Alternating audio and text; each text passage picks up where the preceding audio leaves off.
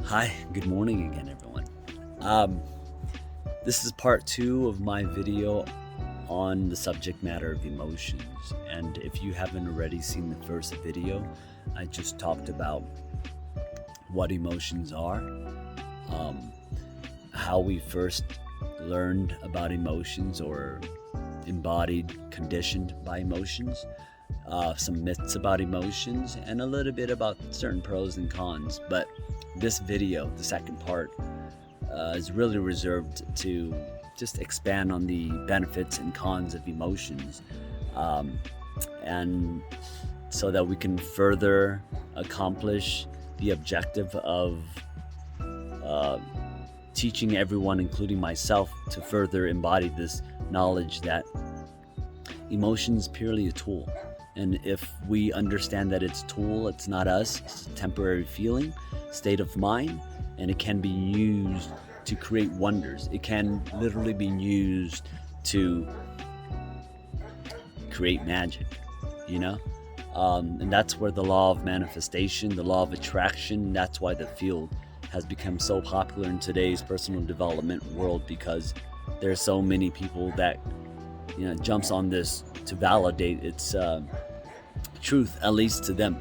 And truth is very relative, which you'll discover in another video or from my previous talks when you kind of live on the principles of metaphysics, quantum mechanics, where reality is not physical and more so a holographic dream than it is the standard physical reality that we thought.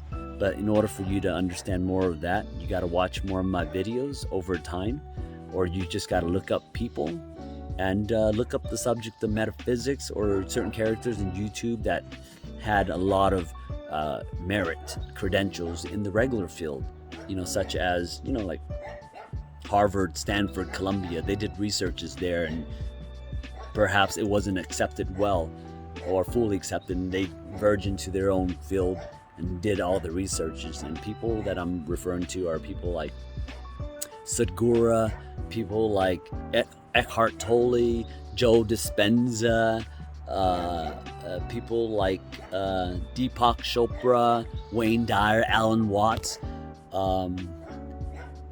There's just so many of them. Bruce Lipton, even David Lynch, the guy, the director.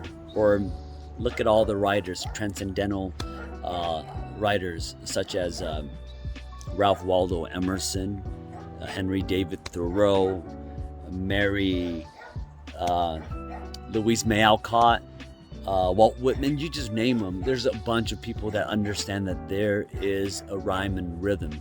There is basically, the universe is alive, and we're very, very connected to it than we know. We're a lot more connected to it than we know. That is the understanding of philosophy and metaphysics. So I hope you can dive into that, because that taught me everything about so much, including emotions. Okay, now back to the benefits and cons of emotion, which is the focus of this video, the second part in regards to the subject matter of emotions. Benefits of emotions. Like I've alluded to, emotions are a tool. Just the emotion in general, it's a tool. You can think of it as just like a tool that has multiple attachment to it. So you have the tool of emotion, and then you have all of these attachments: happiness, sad, fear, pride, guilt, gratitude, joy, yada yada. Those are all just attachment to the tool of emotion. Okay, so with this tool, what you can do is entertain. That's what movies and media is about. They use emotions to entertain you, right? You laugh a lot, even when you get sad, and you get emotionally swept away by a sad story, but inspired. So that's very positive. That's definitely considered a benefit of emotion. That's the category I'm in right now, if I hadn't already mentioned. So entertain is one benefit of emotion as a tool. The second thing you can use emotions for, motivate. As a leader, family member who cares about another person who's in the low, you want to use it to motivate You just want to use emotions of happiness, emotions of energeticness, emotions of liveliness, you know, all the positive emotions that you want to lift people out of their state of dormancy, state of low spirit where they kind of don't care much about anything. They just don't have energy for anything. So you want to come along and use your emotions of higher energy to get them to be, to get out of their slump, to motivate them. So that's the second benefit. Third benefit of this tool is it helps you manifest things. Neville Goddard, you know what's up. Emotions is the driving factor when you want to manifest something. You want to, other than seeing all the visual cues that connects to that physical experience you want to have, be it a lottery, be it a new boyfriend, a new girlfriend, just a new partner, be it a new job. You want to be able to visually see all the things around that reality already having manifested. The smell, the visuals, obviously the colors, the shapes. You want to feel the energy in that room, in that environment. You want to feel people's emotions, your emotions, just every cue you have, you want to add in there. So emotions, great for manifestation. Emotions is nostalgic. Emotions is a memory. So that's another benefit. We love nostalgia. When you see certain people exude certain emotions, it reminds you of the past. It reminds you of good times. So you watch a commercial, you see people going through like a certain experience, and you relate to it, then you make a decision to buy. So that nostalgia is very, very beautiful to me, and I think it's beautiful to a lot of people. And to me, I find it as a very, very beneficial side to emotions. Another benefit, emotions make you seem human. That's a benefit. It could be even a drawback, because needing to feel human all the time is an insecurity. It's an ability to relate. So we'll stick to that one for now. But the ability to relate to others through your emotions, obviously that's cool. That's a total benefit. And it kind of brushes or overlaps with the other benefits above, but I just wanted to single that out. That a lot of us like emotions, especially in our kids and our family and those around us, because it makes everyone seems normal, human. And when the emotions are positive, likable humans, normal likable humans. And the last thing, positive about emotion, it can teach you a lot. If there are any kind of emotions that you have surfaces, whether it's good or bad, you ask yourself why you feel that emotion. Instead of reacting to that emotion, let's say someone told you something negative and you got sad. You're allowed to be sad if you're conditioned to be sad, even out of your control, but allowed to be sad. But instead of reacting, instead of making decisions based off of that temporary state of feeling, you instead, just allow yourself to feel it. Just feel it. Allow yourself to feel it. Don't define anything. Allow yourself to feel it. And then when you are in a calm state, ask yourself, why did I feel that? Why? Keep asking yourself until you get to the fundamental reason why you feel it. And ultimately, this can be saved for another video, but it always comes down to some sort of lack that ties into you and your vision of yourself. Sadly, it's something along the lines of you not feeling good enough, me not feeling good enough, that these emotions tend to be the reason for. So I'm gonna leave it at that. If you study what that feeling is, ask yourself those questions, the emotion's gonna teach you a lot. So that's the benefits of emotions. And just to recap, those are all the benefits that I've already listed. There could be more, but off the top of my head, well, I'm sorry, in my notes, really, I've taken a lot of notes for these videos, and you'll see them down in the description of the video. And now on the con side, what are the cons of emotions? The 10-minute mark, in case I want to like separate the video. Cons of emotion, this is an easy one. Whatever you have experienced in terms of positivity for these emotions, the opposite can be true. So emotions, like I said, it's a tool outside of yourself. It's not you. It can be used for good. And like every other tool, you guessed it, it can be used for bad, right? So on the negative side of the emotions is especially, when you're unconscious of it. It's only when you're unconscious of it, really. That's why I created this video, because most of us are unconscious about it. There's no need to feel bad about that. If anything, if you're unconscious about your relationship to emotions and what it is, this video should be able to teach you so much. The subject matter will teach you so much, so that's a great thing. So don't feel bad at all if you are blissfully ignorant about what emotions is. Okay, so the cons. Now, I said about it being entertaining.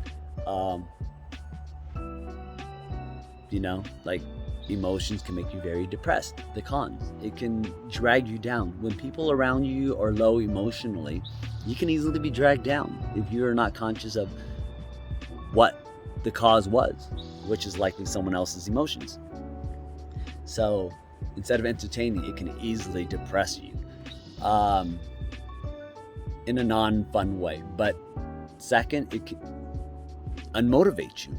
Like I'm saying, someone's negative emotions, it can unmotivate you with their negativities and perspectives. Counter manifest, your emotions. If you don't understand it and you fear certain things, guess what happens? You're going to end up manifesting a lot of things that you put your mind on. And the thing with fear, the emotion of fear, is that it's very, very gravitating. It's the most gravitating force in today's world. I would say love is, but because of our current state of mind and evolution as a human, as a society, our fear well trumps our emotion of love. So in that, it attracts so much attention. Whatever you fear, it just gravitates all of your energy. And if you're unconscious about why the things in your reality manifest, by being fearful of something, your mind is constantly on that subject matter, the outcome of that fear that is unknown. And our mind, for some reason, always goes towards worst case scenario. When we think of bad things or when we think of good things, sometimes it goes the opposite. We're a little bit too in cloud 9, So with fear, we're definitely in cloud -9, and it's hard to get out of it. That's why it's so easy to manifest the things that you fear. So that's why if you're unconscious of this tool, it can easily help you counter manifest the things you want by manifesting the things you don't want instead. So that's the manifestation part. That is definitely a downside of manifestation if you don't understand your emotions. Again, another con of emotion is people can easily influence you to do things outside of your knowledge. Marketing, for example. When you study marketing, in the corporate world, when it comes to marketing, that, which is to me, seems a bit unethical, very unethical, but we allow it to happen, is the fact that everybody, you can look this up, everybody's decision to purchase things are all emotionally based.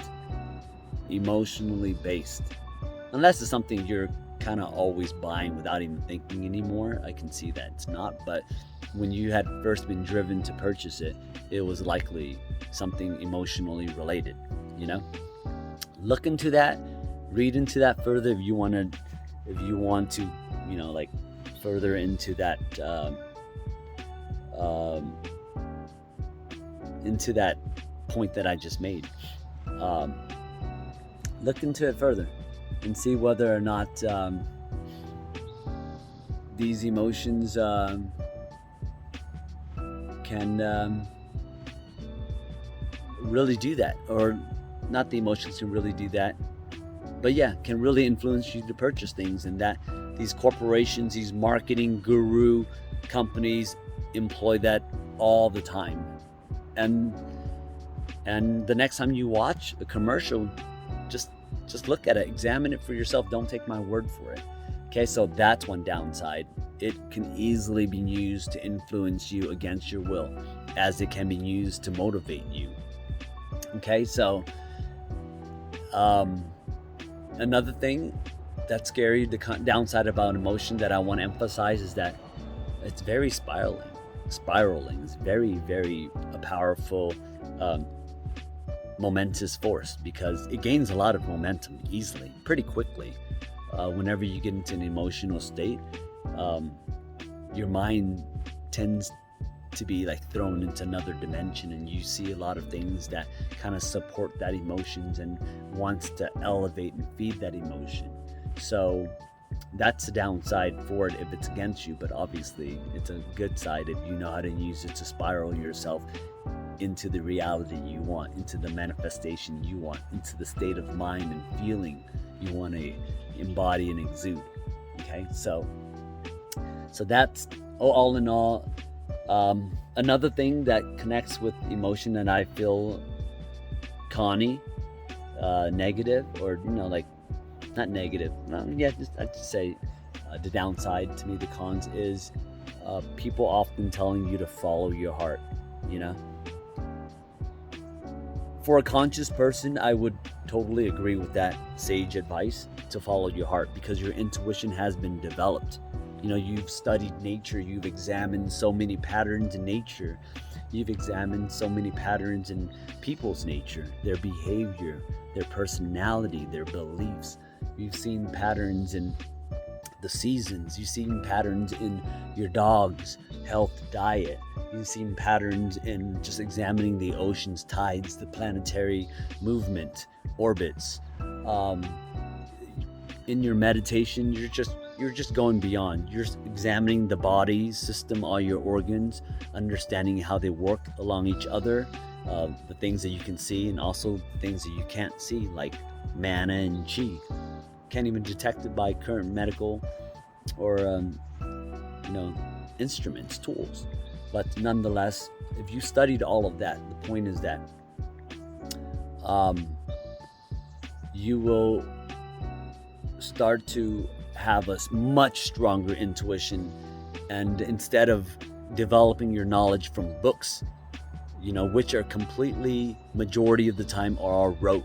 So all of that information really creates an intelligence that's very, very society-based intelligence, and not nature-based intelligence. It's more like useless information versus information that is completely the opposite, which is wisdom. Wisdom, it's like tried and true throughout the ages. You can apply wisdom towards any principles, any dimension. A wisdom such as patience, wisdom such as the slower you go, the faster you get there. Wisdom such as for every up, there's an equal counterpart down. Every up in terms of positivity, there's an equal counterpart in negativity that exists. If there's a God, there has to be a devil. Otherwise, you wouldn't call them a God. You wouldn't call cold if hot didn't exist. You wouldn't call up if down didn't exist. There is no reference, counter reference for you to, exist. So if there is no death, what is life? We wouldn't be talking to each other. Oh, he's alive. No, everyone's alive. We will not even talk about life and death.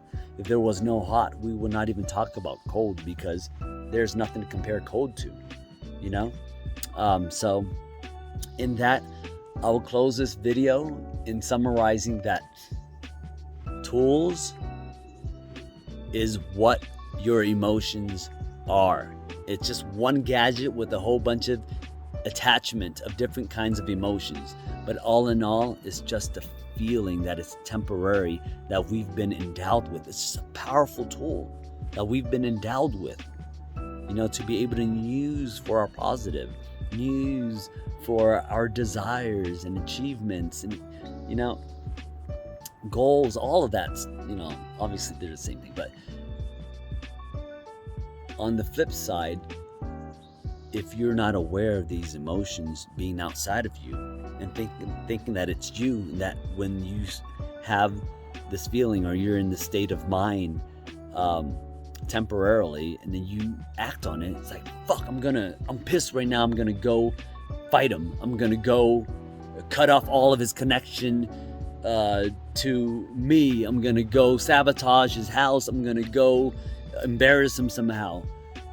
Under that state of emotions, you've been influenced to do all of those negative things, which perpetuates the negativities that got you there in the first place, because you're unaware of why you got there. You're unaware of your emotions, so you didn't really see it and spot it and be able to stop yourself from doing all these things those tools led you to do.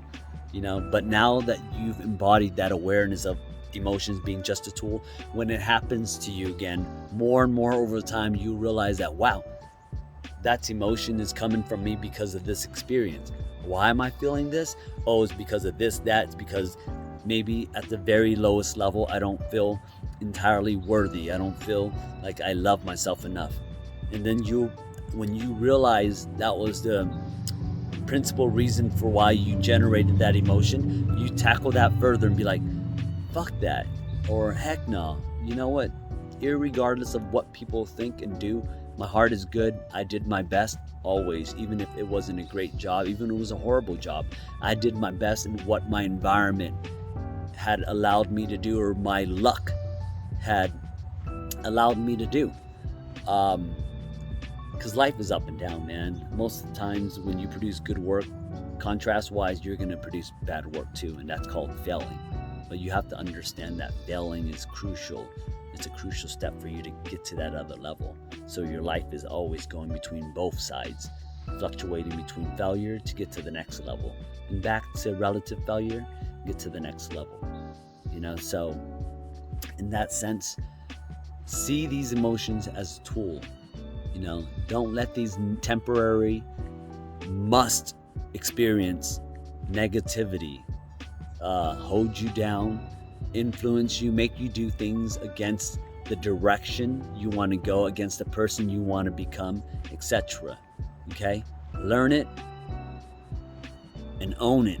And use it to be the person and to gain the things you want to gain. And most importantly, the peace of mind to feel like you can do and accomplish anything. And most importantly, that you are already everything right here, right now. Who's going to tell you that the success isn't what you make of it? That beauty isn't in your eye, the beholder of your own life?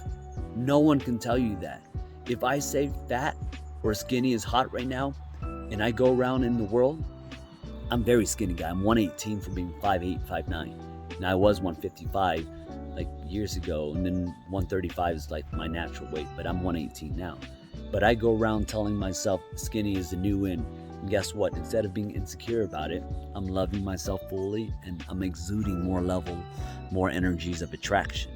Okay, so use this tool, understand it, step outside of yourself, and be that 100% you. Okay, love you, man, and definitely reach out. Comment below if you feel this information can be further elaborated, or you have information that you feel can further elaborate for other people. Appreciate you, and